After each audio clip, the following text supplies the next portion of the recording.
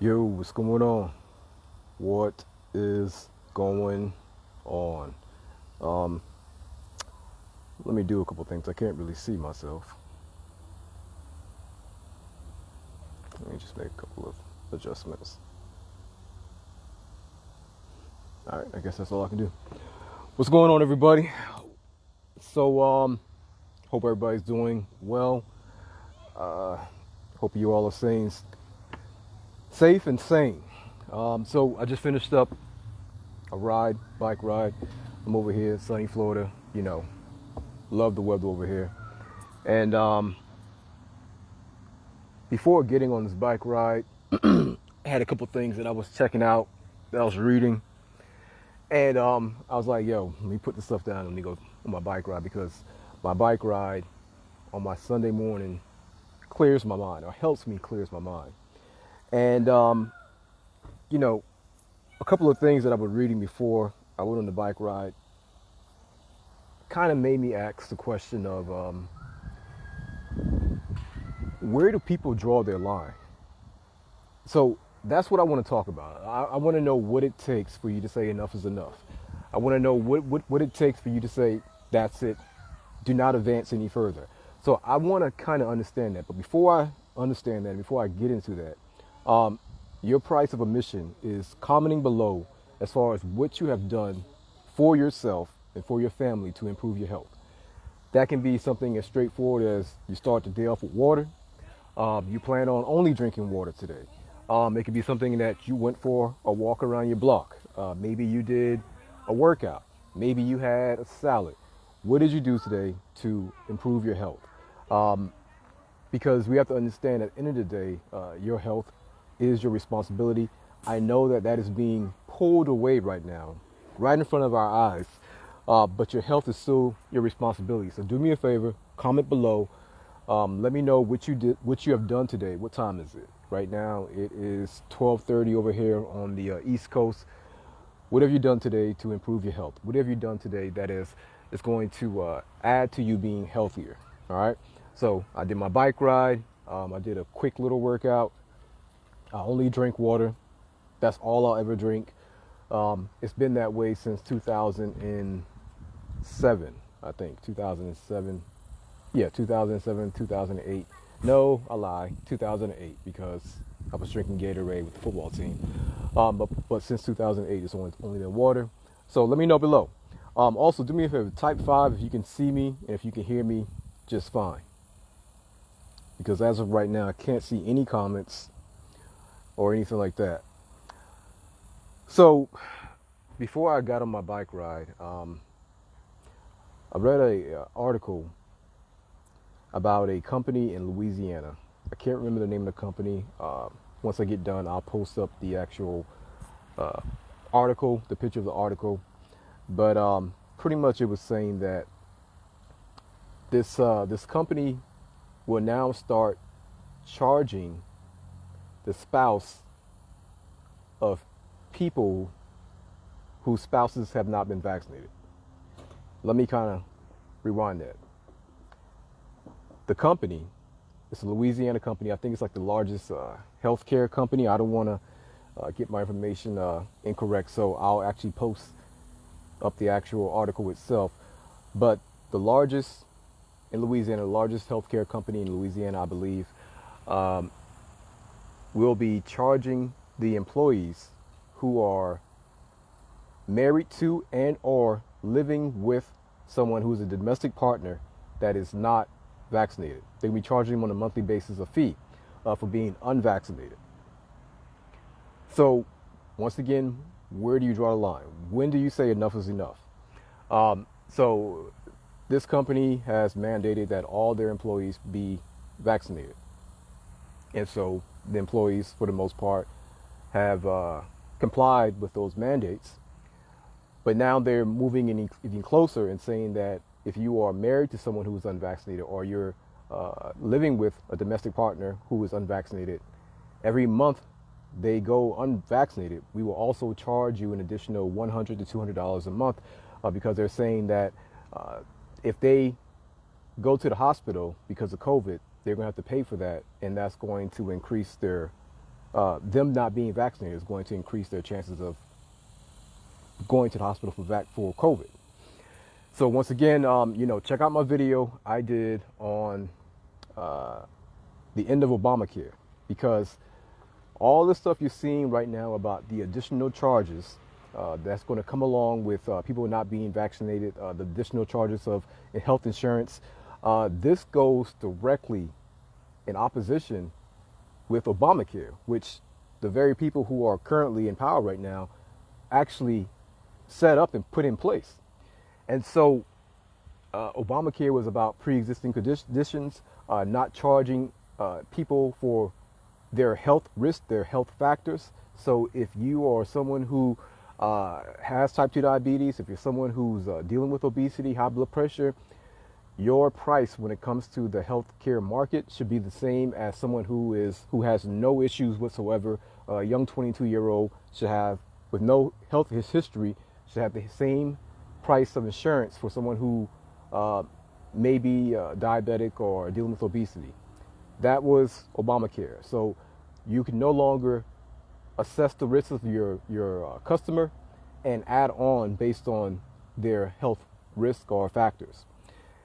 And so what we see right now is a complete undoing of these policies, which you have to wonder, when is it going to stop? Like, how far are you going to go with that? Because if your rationale for saying that we're going to charge you more because you're not being vaccinated puts you at risk at being hospitalized, well, where is that going to stop? Because we understand that 94% of people who have been hospitalized and unfortunately died from COVID had, on average, 4 underlying health conditions, with obesity, high blood pressure, and type 2 diabetes being at the top.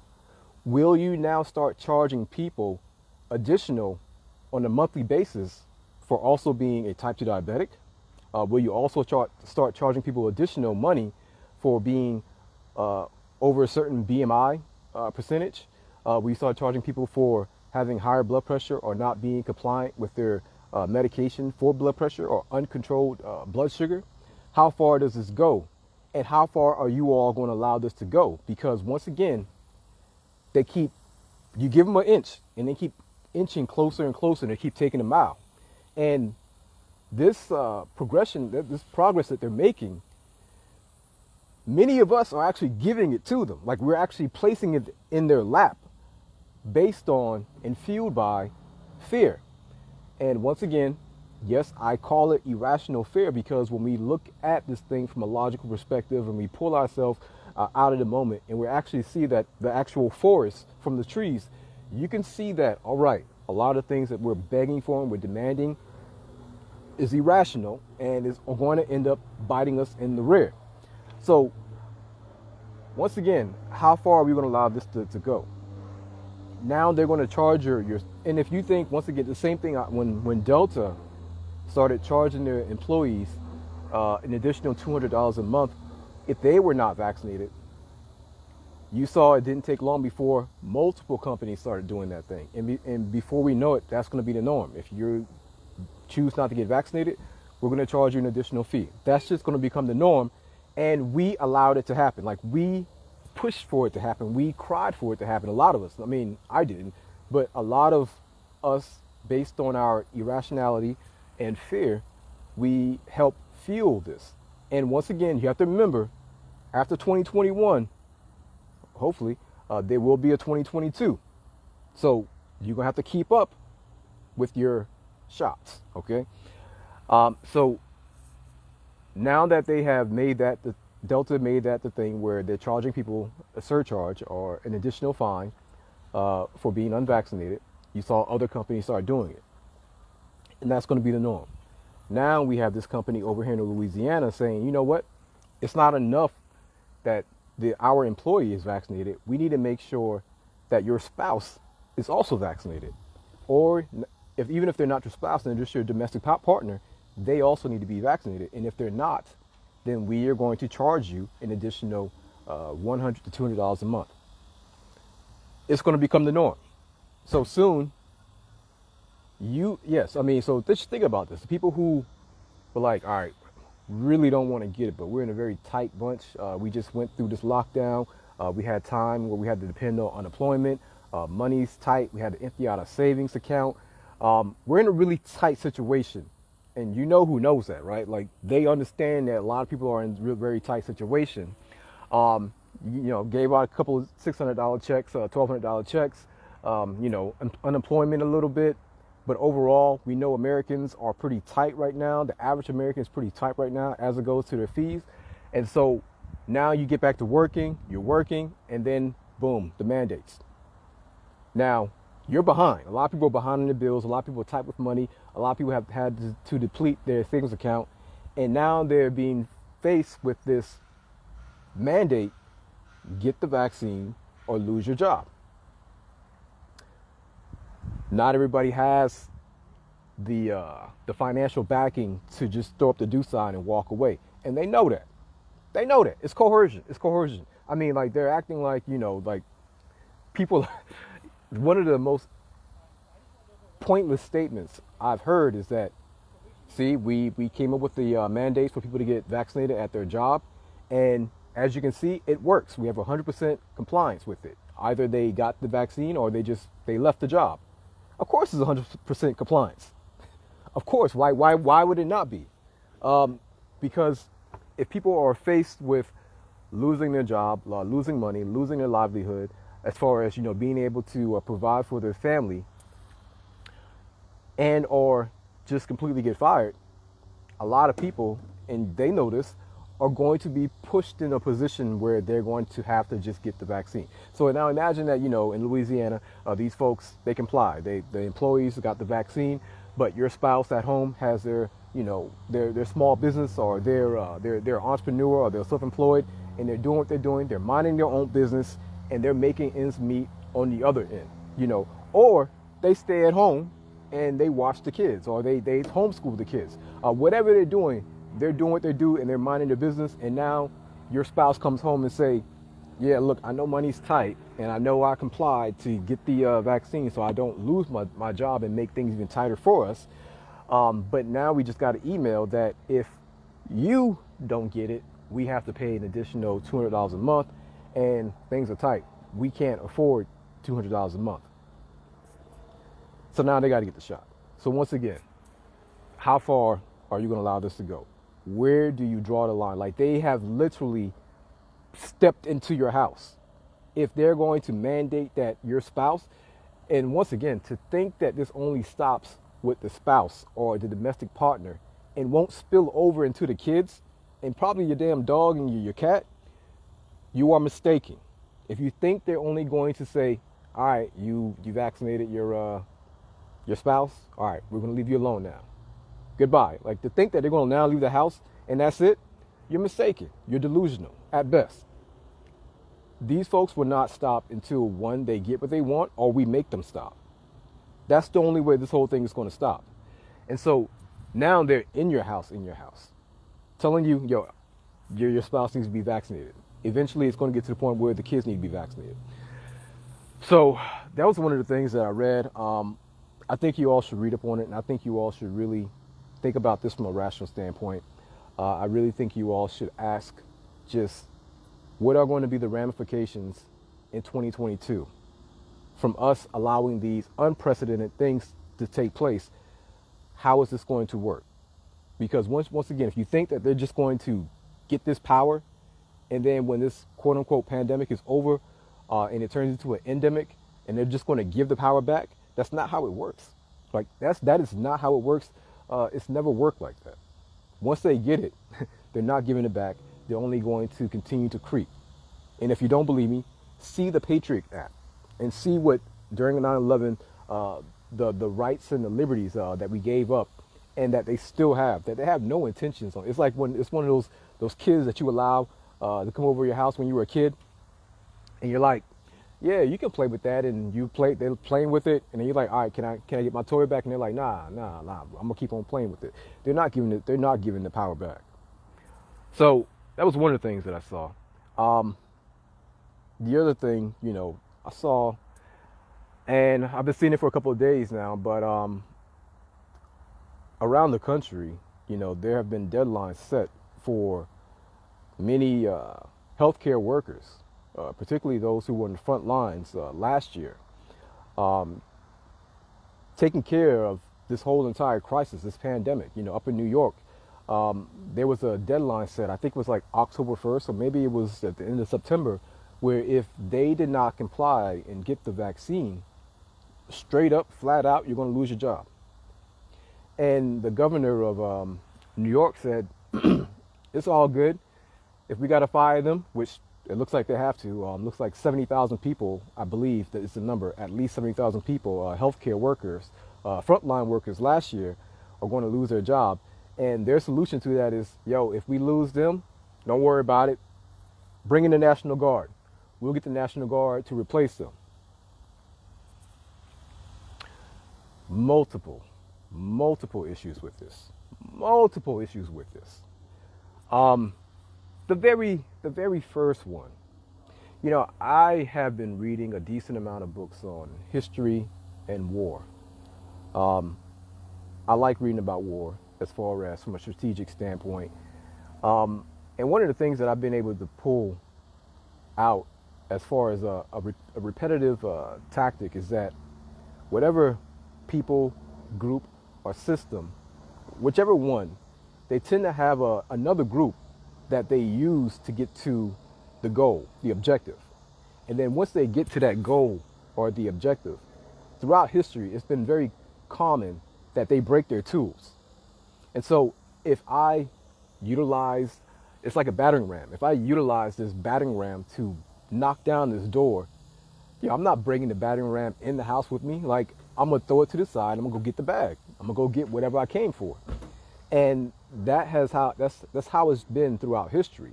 And so the battering ram in the situation, or the tool in the situation that is being broken, are the healthcare workers. And you also see this in the military, where now for people who are serving who choose not to get the vaccine, they are going to face possible dishonorable discharge.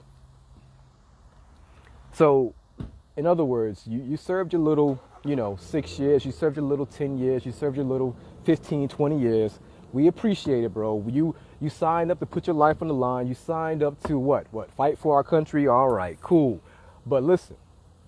And you've been clean this whole entire 20 years. You've been clean this whole entire 6 years. But listen, you're not doing this one thing. I'm going to ruin your entire military career by giving you a dishonorable discharge. And for people who know about the military, who's been in the military, I'm a veteran. No one wants a dishonorable discharge. Trust me, I can tell you from personal experience. I fought my ass off, and I had other people fight for me as well to make sure I got out the military with an honorable discharge, which I have. But trust me, you want nothing to do with having a dishonorable discharge. And if you get one, people will usually try to fight to get that overturned. So you're now telling us that people in the military who, for whatever reason they have, who are about to get out of the military because their time is up, and now they're looking like, I got 3 more months in this. They're mandating that I get this vaccine. I just want to get out the military. Like, I just want to get out the military. I don't want the shot. Let me get more time to think about it. And they're saying, no. You want to get out. That's cool. You can get out. But if you don't get the shot, when you get out and you're discharged from the military, it's going to be labeled as dishonorable if you don't get this vaccine. So that is what a lot of soldiers are facing right now. There's a lot of back and forth about, laws trying to be blocked to make sure that this does not happen. But once again, where do you draw the line? Like, when do you say enough is enough? Like, at what point do you say, yo, leave folks alone? Like, after all, it's only the military. Like, it's only the people who are going to go wherever they got to go to fight for this country, in most cases, to do things that many of us just don't have the testicular fortitude to do, or the ovarian fortitude to do. Like, they're only people who are signing up to be used by the government at their disposal to go fight wars, foreign and domestic. And now, because they choose this one time to not get a vaccine, you're like, oh, this dishonorable for you. Once again, where do you draw the line? So now, back to the healthcare workers who were front line in this whole pandemic last year. And they were heroes last year. You remember last year the big hysteria, the outcry, because a lot of these healthcare workers up in the north, I believe in New York was the place, didn't have PPEs, didn't have personal protective equipment. Everybody was crying because they didn't have it and it wasn't getting there to them quick enough. And I agree. Yeah, like we're in the middle of a pandemic. We don't really know much about this virus. Yes, it makes sense to protect yourself because at this time we don't know much about it. And so apparently it was so slow. People were so slow getting the actual PPEs. You had frontline workers going in there with trash bags on, going in there making like little scarves to cover their face and little face shields, like whatever it had to do to go save people, to go tend to people. Those frontline healthcare workers who were heroes last year are now unemployed. So what I ask is, last year when everyone was outraged, right, because those healthcare workers didn't have PPEs or they didn't have sufficient PPEs, there was a lot of outrage by the people, by the regular citizens, which of course I agree. Get them what they need so they can do their job, because a lot of us don't have what it takes to go do the job. And so since the people who out there have what it takes to go do the job, let's make sure we fund those people. Let's make sure we equip those people, because once again, you won't go do it, right? So those folks go do it. They literally put their life on the line because you don't really know what you're dealing with. So they do that. They're heroes, parade, songs, all these things. And it's been over a year now, and we turn around and many of those same people are being fired. So where is the outrage? You had a problem with them not having PPEs? What kind of problem do you have with them being unemployed? Last year they didn't have PPEs. This year they don't have jobs. Will you have that same energy? Will you be just as outraged as you were because they didn't have a face shield or a mask or gloves? Now we're talking about them not having a job or a check. Once again, they break their tools. The military, you served your country for 10, 15, 20 years. You choose not to get the vaccine, breaking the tool. Dishonorable discharge. Frontline workers, you put yourself at risk. You were wearing trash bags last year, going to put yourself at risk. You choose not to get the vaccine, break the tool. This is going to be one of those things where we look back in time. Maybe it might take 20 years. I hope it doesn't take that long. Maybe 10 years. I don't know. But we're going to look back at this as one of those things where we're like, yo, that was a bad move. That was a horrible idea, that we would actually fire those who served and protected us the year before when we had no vaccine. And that's the other thing. So not only last year did these folks put their life on the line wearing trash bags and homemade masks, not only did they do that, many of them were exposed to the virus. Many of them got the virus. And many of them, once again, I understand that natural immunity apparently has been canceled this year. But let me tell you how things usually work in nature.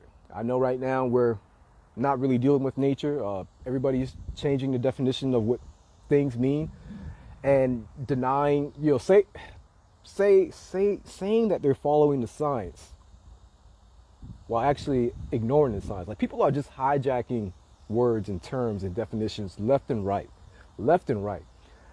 So these folks who are exposed to the virus now have natural immunity, and you're trying to tell me before you fire them and ruin their livelihood and ruin their career of being a nurse, a doctor, or a PA, or whatever they were, you're trying to tell me that you won't even check for natural immunity? Like, you won't even check to see if they have been already exposed and they don't even need the vaccine?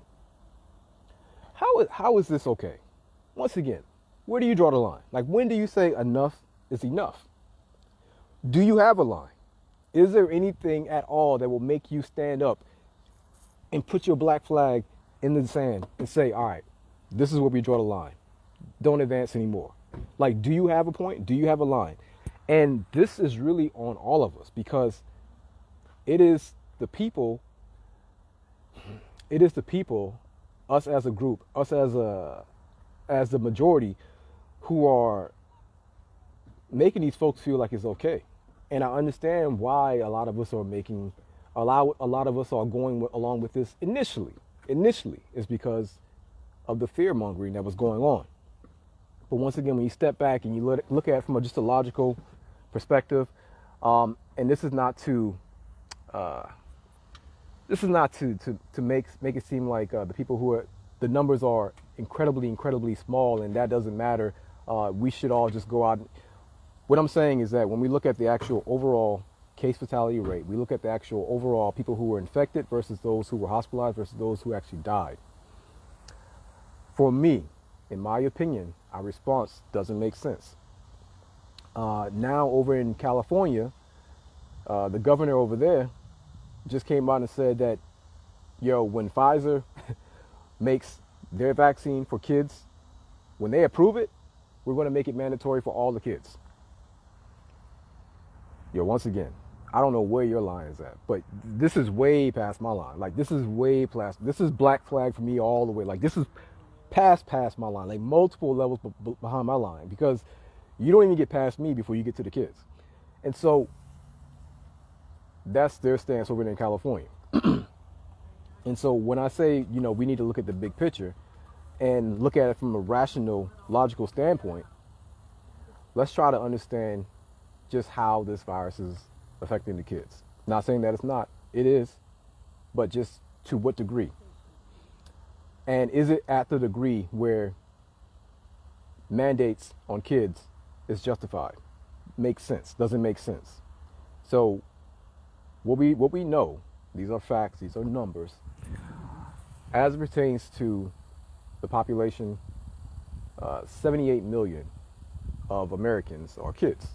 So we have 78 million kids in this country. This is 18 and below, or actually 17, I think, and below. As it pertains to unfortunate, untimely death, of course, we don't want any kids to die. We don't want anyone to die from this virus, but it happens. And it happens every year from viruses.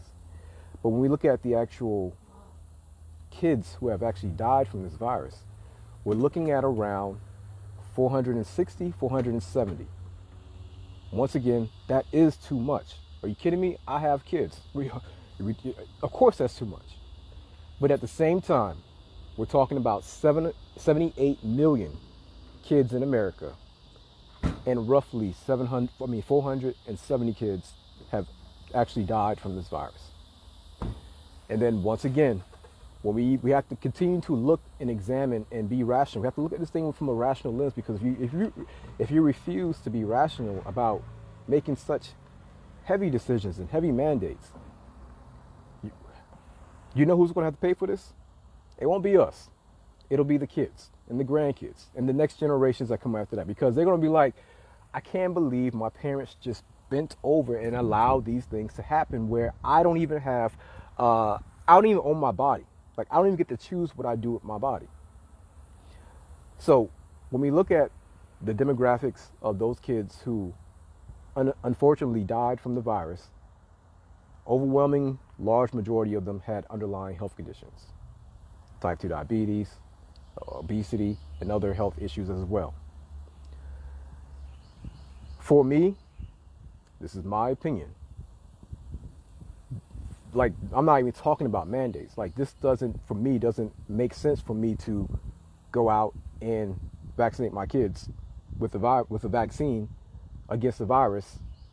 That there's been a whole lot of cases as pertains to kids, but when we look at the actual case fatality rate, for me, it doesn't make sense for me.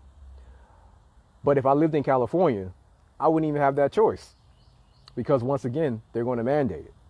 So you're telling me as a parent, I don't get to wait and see, get more information on how this whole thing plays out.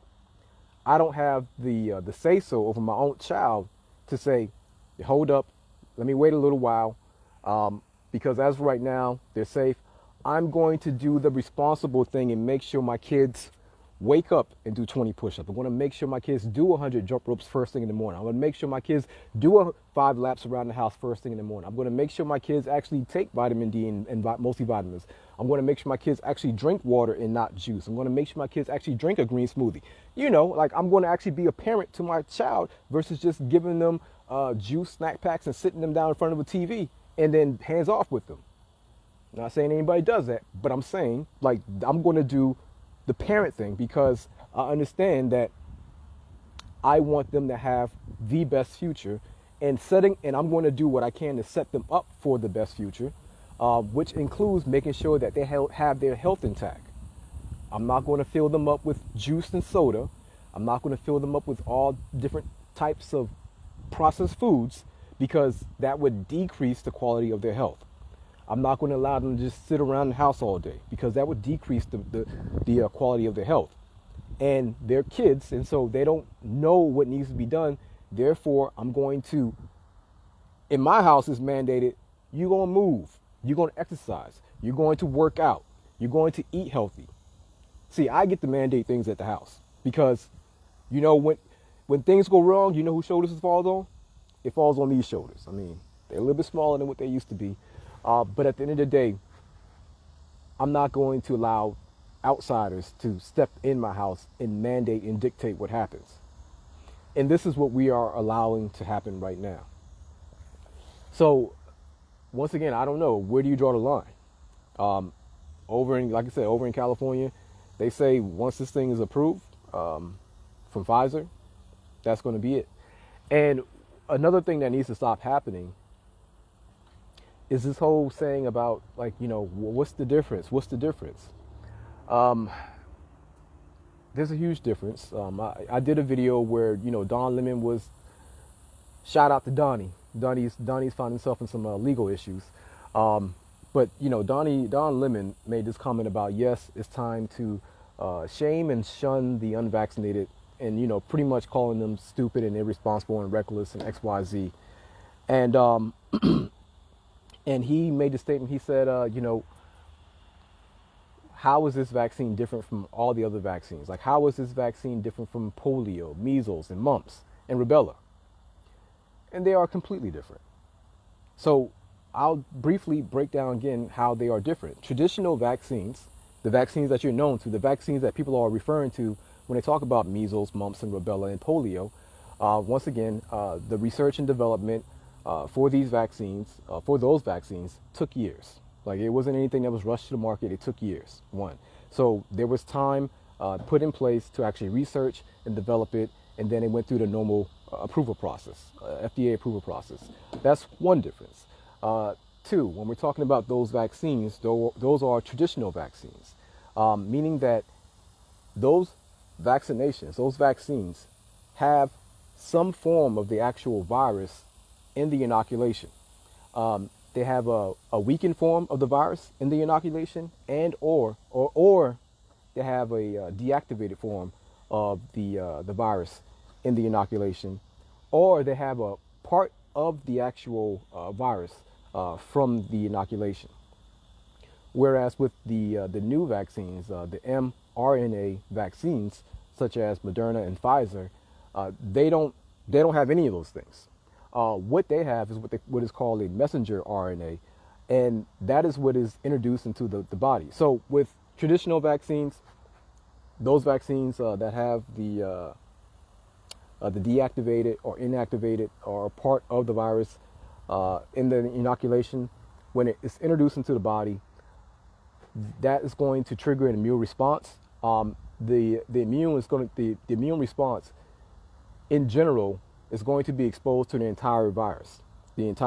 And so when it creates this antibodies, and it goes into the phase of, you know, remembering what that virus was, it's now going to always remember that virus. And so if the body is exposed to that virus again, it'll now have B cell memory and T cell memory. And so it'll be able to make those antibodies again, which we will talk about antibodies again, but it'll be able to make those antibodies again.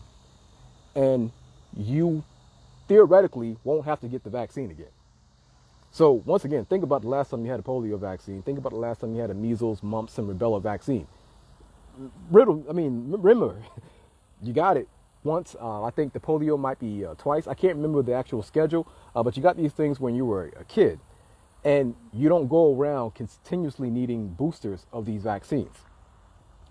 With the new one from Pfizer and Moderna, the mRNA vaccines, once again, this has what they call an mRNA vaccine, which is when it's introduced into the body, it goes into the cell, and then that is translated into the antigen, which is going to now show itself on the cell surface, and then that's when the immune process is going to take place. So there's arguments to be made about natural immunity from the full infection, because your immune system is exposed to the full virus versus being exposed to the antigen or a part of the virus, and not even the virus itself. But what you need to understand, in both cases, specifically the natural infection, you develop natural immunity to it. This isn't crazy talk. This is not quack talk. Like, this is actually how science works. Like, this is actually how the immune system works, and this is how it's always worked for thousands and thousands of years. So for someone to tell you that there's no difference between traditional vaccines and this vaccine, that's a lie. There's multiple differences. I just explained to you about the time, the research and development. I also explained to you about the fact that these traditional vaccines actually have the virus in the vaccine.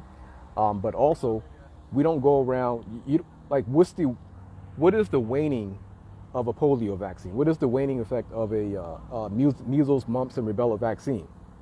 We definitely see waning with this vaccine, which is why you got to get 1 shot, 2 shot, and then a booster, which, everybody right now, how many shots is considered to be fully vaccinated? Let me know. With the Pfizer vaccine, how many shots do they consider to be fully vaccinated? How many? Is it 1? Is it 2? Is it 3? How many? Because there's something you might not know. So over in Israel, at one point it was 2 shots, 2 vaccinations, excuse me, of the Pfizer to be considered fully vaccinated. But then they moved that to 3 because they started, giving everyone the booster. And so now 3 shots is considered to be fully vaccinated over in Israel. That is going to soon move to 4 shots eventually. But for us right now in America, how many shots are considered to be fully vaccinated? How many? The Don Dada they said 2. You're right. They said 2, right? I'm going to also post a picture right here in this video when I get done with it. Fauci says that most likely, in order to be considered fully vaccinated, you'll need 3 shots. Once again, like, when do you stop playing with these folks? Like, when do you realize that they're going to keep on creeping closer and closer and closer? Like, when do you realize that they're going to continue to just take? Yeah, hold on real quick.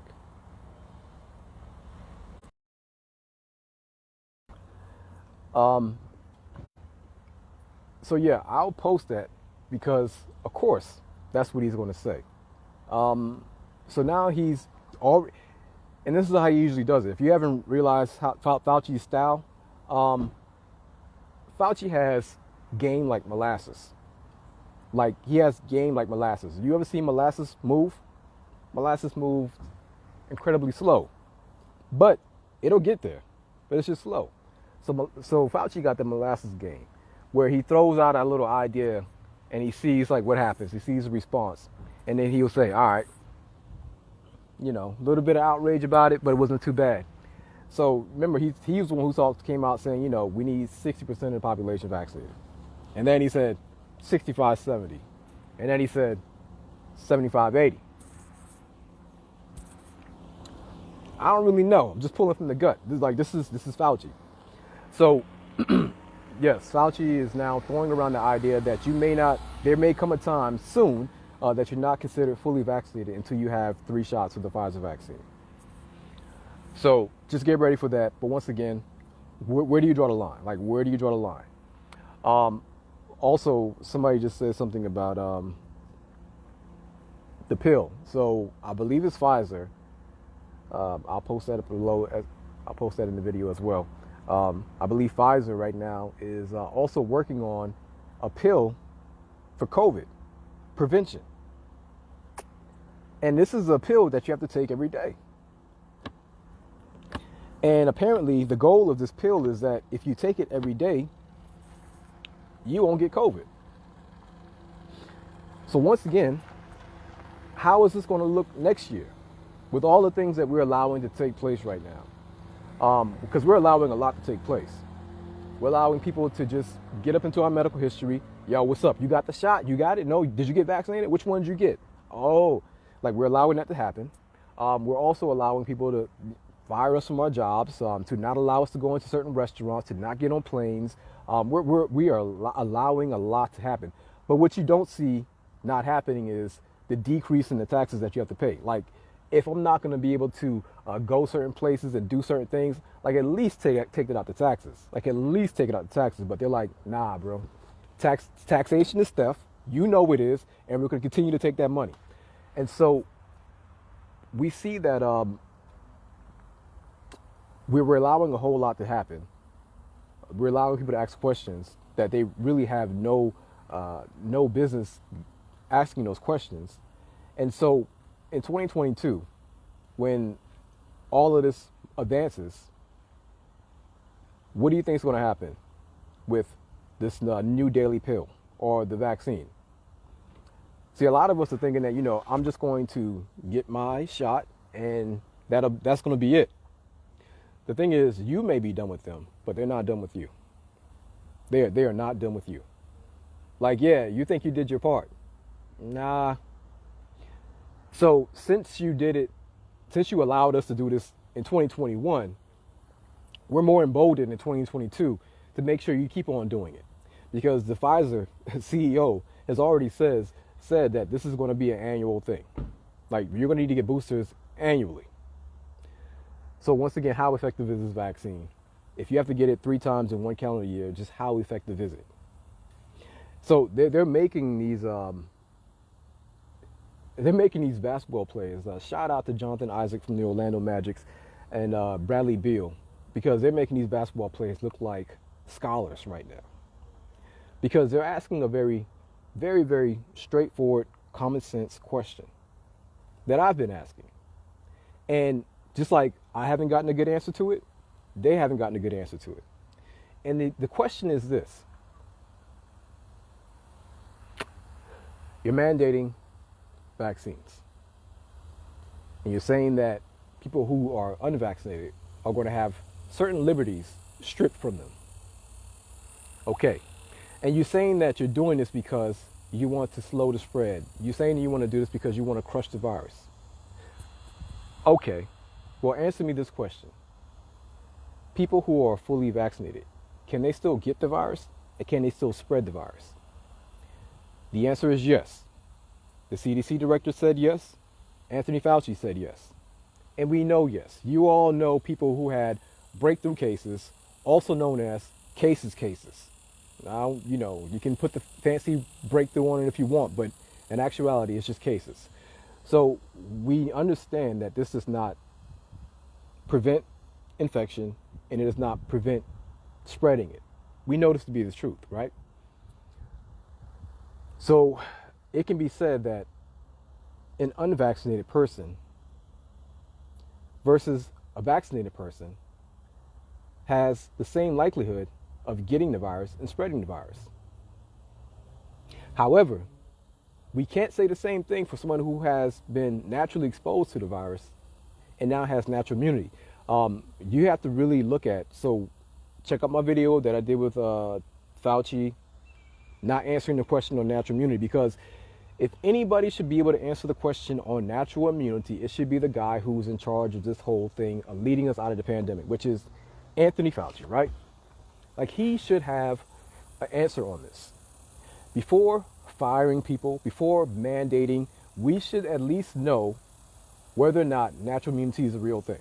We should at least know whether or not those who have had the natural infection, which a lot of those healthcare workers were exposed to it and now have natural infection, we should have the understanding whether or not is this really necessary. if these folks have already been naturally exposed to it and they have the antibodies, and if they don't have the antibodies, then they have B cell, T cell memory.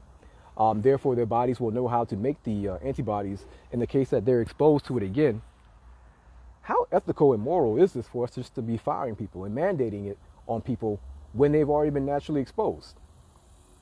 And so the man of the hour, the leader, Fauci, has no answer for this. Jonathan Isaac and Bradley Beal asked the same question. They both said, yo, we've been exposed to this already, and we have natural immunity. And we don't want to get it. Like, we don't want to get the vaccine because we've already had the actual virus. We have natural immunity. And the fact that both vaccinated and unvaccinated people can now get the virus and transmit the virus. So, y'all hold on real quick. Had to take that phone call.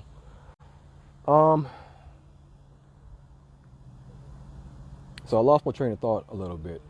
But essentially, these basketball players are asking very, very, very logical questions. And I would say to you all, you ask the question yourself. Like, ask yourself that question. Why does it make sense for a person who's been already exposed to the virus, recovered fully from the virus, has antibodies to that virus, why does it make sense that they also get the vaccine? Ask around, because I've been trying to get an answer to this. And the most consistent answer that I've been getting, and once again, it doesn't even answer the question. But I believe it was Mark Lamont Hill who said this and kind of started empowering people to say this as well. But he said, if that question makes sense to you, it only tells us how much you don't understand the science. Which, once again, it's not an answer. It's not an answer. That's just shaming. Like, you're trying to shame. You're trying to insult. You're low key saying you're stupid for asking that question. But can you answer the question? If I already had the virus, fully recovered from the virus, have antibodies to the virus, why does it make sense for me to get the vaccine? Isn't the point of the vaccine to develop antibodies against the virus? Well, if I already have that, why do I need to get the vaccine on top of that? Next, if people who have the vaccine can still get the virus and spread the virus, why are we acting like getting the vaccine is going to stop you from getting the virus and spreading the virus, when we know that's not true? And no one's answering this question. No, before you fire people from their jobs, from their careers, or give them a dishonorable discharge, don't you think you owe it to people to be able to answer that question? That question should be knocked out of the park by those who are actually mandating.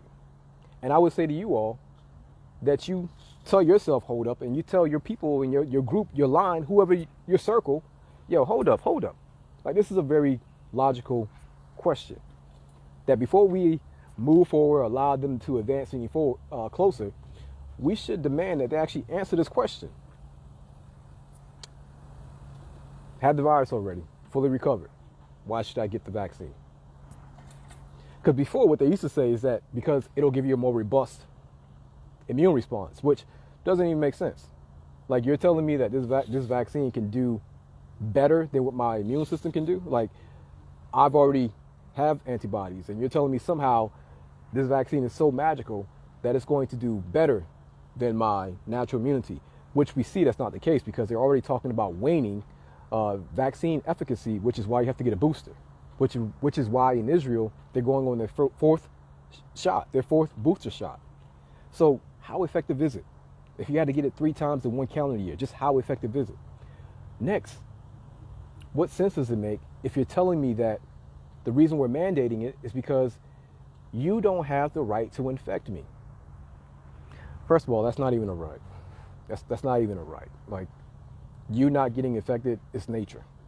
No, you not getting infected is not, it's not even natural. Like, you're going to get infected with multiple things, and you really have no say-so in that. I mean, like, unless you're just going to live in a bubble, but In reality, it don't work like that. Like when you go out into the actual natural forces outside, you're exposed to all kinds of things. Like I know you don't know, a lot of people don't know, but nature is pretty violent. It's because we've been so coddled and we're so comfortable in our what we have over here in America that we think that we can even make a statement such as you don't have the right to infect me. Well, you don't have the right to mandate me. And once again, being infected is not like a right thing. Like it's just nature. Like many people were exposed to this thing. Millions of people were exposed to this thing last year, and that's just how nature works. You're going to be exposed to things. If you want to make sure you have a robust response to it, then you make sure you do your part as far as staying healthy, exercising, drinking water, eating whole foods. Like that's how you combat that side of it. But you thinking you don't have a right, like that doesn't make sense. That doesn't make natural sense because you're always going to be exposed to some type of virus or bacteria. Like that's just nature. But what you don't have the right to do is mandate that I get injected with something. That's what you don't have the right to do. So that's where people are. You're allowing people to make these statements and say it with a lot of emotion. And they're making like these little clips of it and posting it out on, Instagram and Facebook as if like, yo, you did that, but you don't have the right to infect me. Nah, that doesn't even make sense. So when people start not answering questions, such as this question that's been going around that they're not addressing at all, that should tell you that something's up. That is a huge red flag for me, and it should be a huge red flag for you, because natural immunity is not something that you learn about when you get higher up in medical school or PA school or nurse practitioner school or nursing. When you start talking about immunity, guess what the first thing you learn about? Natural immunity. So why? Because natural immunity is the default. It is how we've been around this long.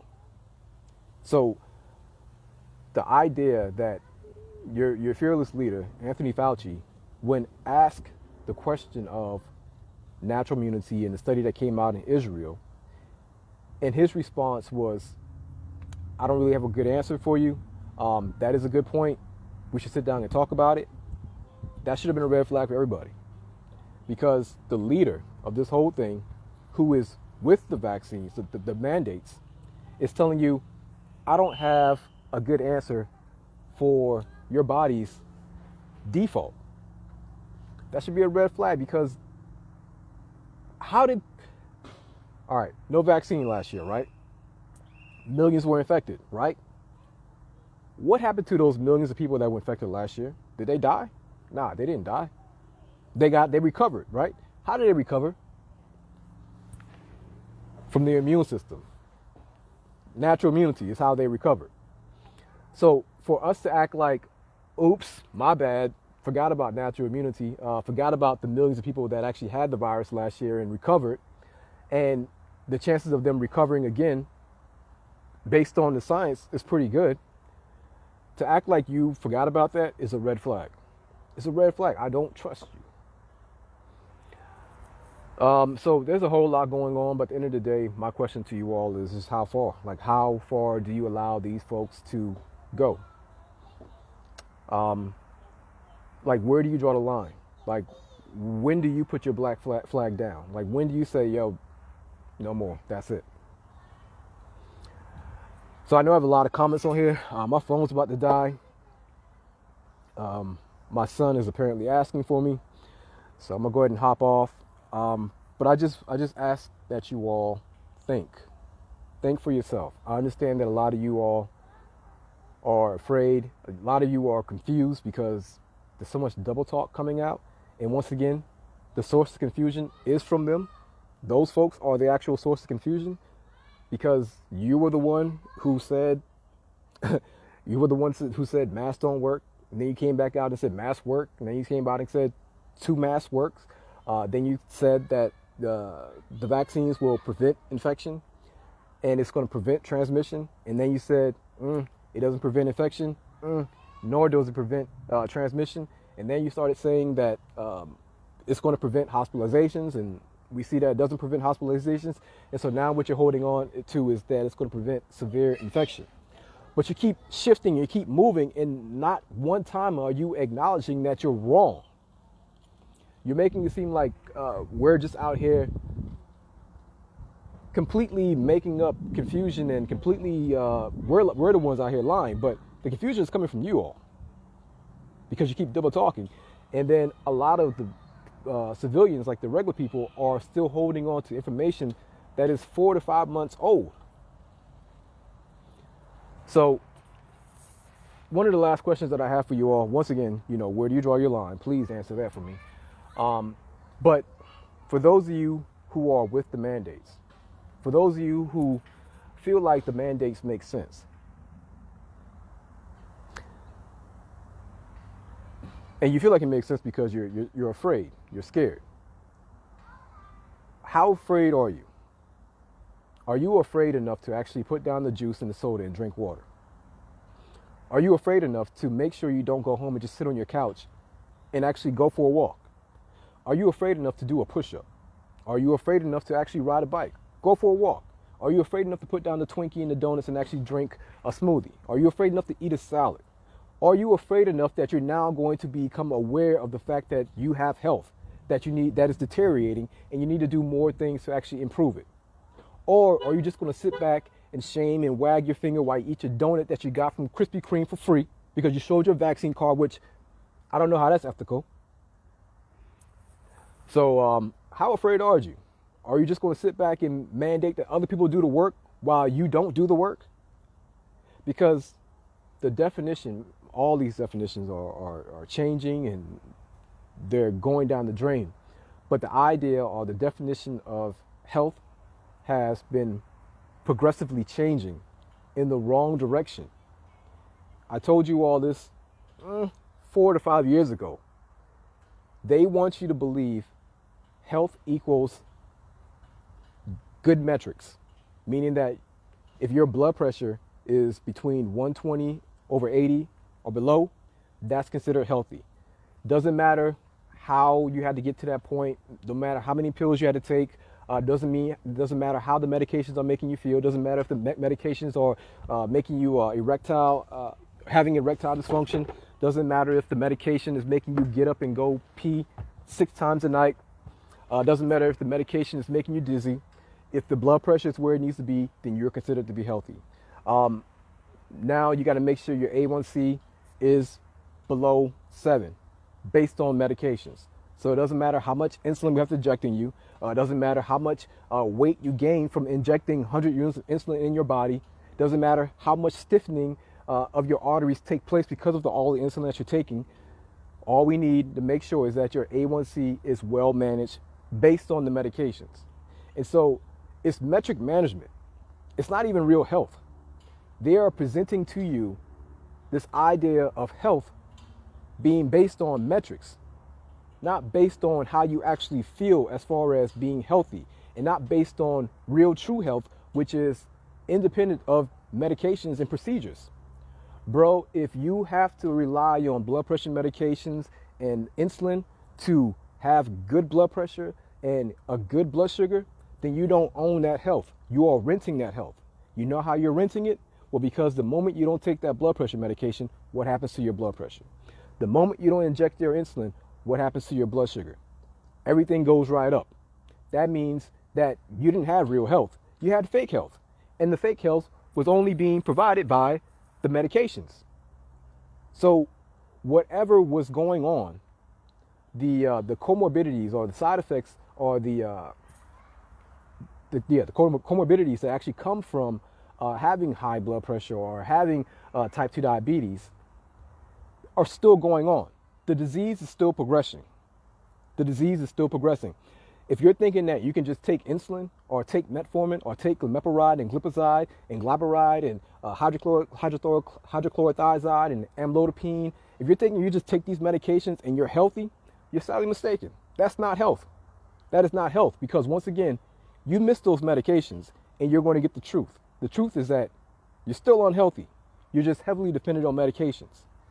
However, if you achieve health by walking around your block, if you achieve health by drinking water and putting down the juice and the soda, which grants you no benefits whatsoever, especially kids, please, please, please, please, please stop giving your kids juice and soda. It does them no good. It goes straight to the liver. So many kids have fatty liver and type 2 diabetes, and it's a growing epidemic that we're going to ignore while allowing more kids to become obese during this whole pandemic. And then we're going to turn around and be like, oops, what happened to the kids? Nobody was on guard. That's what happened to the kids. So if you want to have true health, you got to do the work. And you doing the work doesn't mean you get to sit back and shame and wag your finger at people who choose not to get the vaccine. That's not doing the work. That's you just being that's not doing the work. Doing the work means understanding that health is your birthright. Health is your default. Anything that falls off of that is not natural. It's not natural to just have high blood pressure. It's not natural to be a type 2 diabetic. These are all unnatural things that come from unnatural living. The main unnatural source that creates those unnatural diseases are unnatural foods. Being processed foods, Twinkies, donuts, cereals, Coke, Pepsi, Mountain Dew, pizza, those things, man-made foods create man-made diseases. Type 2 diabetes is not a condition that you're going to get by eating whole foods. It doesn't work like that. Nature doesn't work like that. Why? Because you can go and force yourself to eat all of the whole foods you want. You know what's going to happen? You're going to become full. You're going to have a whole lot of fiber. You're going to have a whole lot of vitamins and nutrients. You're not going to become diabetic. Like, you would have to, even if you went to go sit in a sugarcane field and you chewed on sugarcane until your jaw fell out, at best, you might spike your glucose 200, 300 maybe, but it's not a sustainable practice. Like, you're not going to be able to do that the next day because you won't have a jaw. And so when you're dealing with natural foods, it's incredibly difficult to become a type 2 diabetic, to become hypertensive, to become obese. That's just how it works. That's how nature works. Like, you're not destined to be sick. I noticed a lie they sold you all. You're not destined to be sick. Health is actually your birthright. They swapped it up on you. They made you think that in order for you to be healthy, you got to come into our system and you got to take our medications, you got to have our procedures, you got to have our devices. And pretty soon, they'll be having you taking a pill every single day to prevent COVID. That's not your birth. That's not how it works. Health is your birthright. You better watch these folks. You better watch these folks because they're slick and they're very, very good at what they do. If you want to be healthy, you got to do the work. The work is eating whole foods, putting away the processed foods, drinking water, putting away the soda and the juice. Fasting. Why are you eating 6 times a day? Why are you eating all these? Why are you going around snacking? You're not a cow. You need to graze. That's another lie they sold you. These are lies. Make sure your vitamin D is where it needs to be. Most Americans, well, that's changing right now because everybody's becoming aware of the importance of vitamin D. But vitamin D is not an vitamin, it's a hormone. But make sure your vitamin D levels are where they need to be. And yes, we absolutely sell vitamin D. You can H-BAMN.com to get some. Are you moving? Are you exercising? Can you do push-ups? Can you do pull-ups? Can you do a jumping jack? Can you run around your block? Even if you have some type of issue where you're not able to run or walk or jog, are you doing seated exercises? There's so many things that we all have to be doing in order to be considered doing the work. Rolling your sleeve up and just getting a shot, it's not the work. I mean, think about it. Like, how do you look at the science and see that 94% of people who are actually unfortunately dying from this pandemic have underlying comorbidities, and the top comorbidities being type 2 diabetes, high blood pressure, obesity, and then knowing that, and then just having folks roll up their sleeves, injecting them, and then sending them on the way, not saying anything about, yo, try to lose some weight, you try to drink some water, try to do something healthy. Imagine that.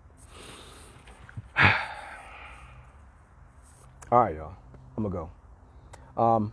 The sun's bright. I can't see the comments, so my screen looks dark. My battery's about to die. So all I'm asking you all is to think about what I said. Think for yourself. Don't let these folks just shame you into not asking questions. You should ask questions. The quality of your question determines the quality of your health. If you're afraid to ask questions, in my opinion, you are letting your kids down and your grandkids down and whoever else is coming behind you. Somebody has to be the vanguard for them. Somebody has to be the defense for them because they can't do it, the kids. And when they get to a certain age and they realize that we failed them, you don't want to see that generation. You don't want to see that generation. So health is your birthright. That is your default. Ask questions. Continue to ask questions about the natural immunity. Continue to ask questions about if both people, vaccinated and unvaccinated, can still get the virus and spread the virus. What sense does it make to mandate it? Also ask the question of what do people think about Pfizer CEO saying that this is an endemic. It's never going away. And Pfizer booster shots are going to be around annually. Like, it's funny. We're thinking that we're going to take the hero vaccine, which is the Pfizer vaccine, in order to crush this virus and eradicate the virus. But the actual manufacturers of the vaccine is saying, nah, this is going to be around forever, and we're going to have our vaccines available for booster 2022. So I don't know what you're talking about, crushing the virus. It's going to always be around. So I just find it strange that we are going around saying one thing and the actual manufacturers are saying, nah, that's not going to happen. All right. I appreciate you all. Love you all. I got to go. Remember, this is our community, our responsibility. We have what it takes. You got to put in the work, though. And the work is not just rolling up your sleeve, getting a shot, and wagging your finger and judging people. Put in the work. All right. Love you all. Peace.